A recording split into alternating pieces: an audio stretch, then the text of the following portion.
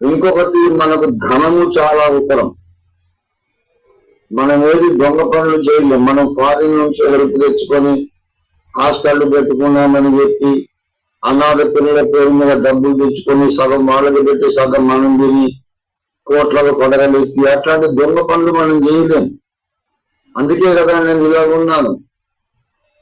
ఓఫీర్ గారు, మీరు గొప్ప బోధకులే కానీ ఫారిన్ ఫండ్ తెచ్చుకోండి, మీకు డబ్బులు అవసరం.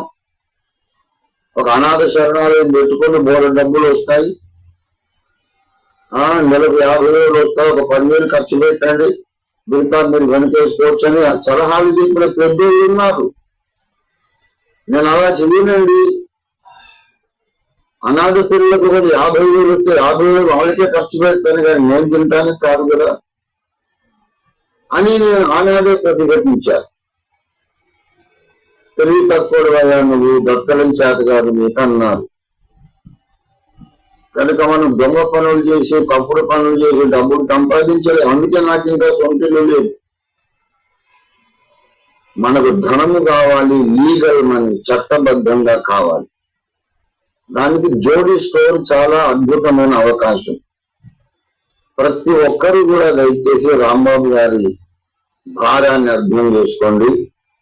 జోడీ స్టోర్ లో మీరు చేరండి, ఇంకొక 5 పరిచయం చేయండి.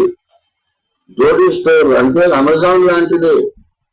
మీరు ఏం కొనుక్కుంటారో కొనుక్కోండి, ఈ వేదిక మీద కొనుక్కోండి. మీరు ఏ వస్తువులు కొన్నా కొనుక్కున్నారు, బట్టలు కావచ్చు, గృహోపకరణాలు కావచ్చు, ఏదైనా. దానికి ముందు మనం 1000 రూపాయలు కడితే కట్టిన వెంటనే 1,300 రూపాయలు విలువైన వస్తువులు మనం కొనుక్కుంటాం. ఇక నష్టం ఎక్కడుంది? ₹1 నష్టం లేదు. చేరిన వాళ్ళకల్లా 300 రూపాయల లాభం ఇమీడియట్ గా వస్తుంది. ఇదొక దివ్యమైన అవకాశం. ఆ తర్వాత మీరు ఏది కొన్నా జోడీలోనే కొనండి. దాని ద్వారా సత్య సంబంధులు కోటీశ్వర్లు అవుతారు. ఒక్కొక్కరు లక్షాధికారులు అవుతారు. సత్య సంబంధులు కోటీశ్వర్లు అవుతారు. ఇలాంటి న్యాయమైన ఉద్యమానికి కావలసిన ఆర్థిక అండదండలు కూడా మనకు దొరుకుతాయి.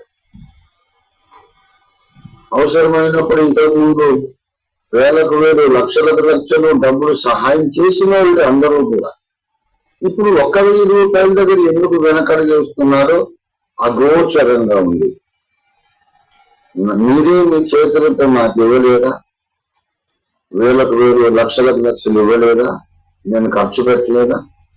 లక్షలు ఇచ్చిన వాళ్ళు 1,000 కొరకు ఎందుకు బాధపడుతున్నారు? దయచేసి అలాగ వెనుకలు వేయకండి. దేవుడు మనల్ని దీవించే టైం వచ్చింది. ఎందుకంటే ఈ ఉద్యమాలు నడిపించడానికి ధనం కావాలి.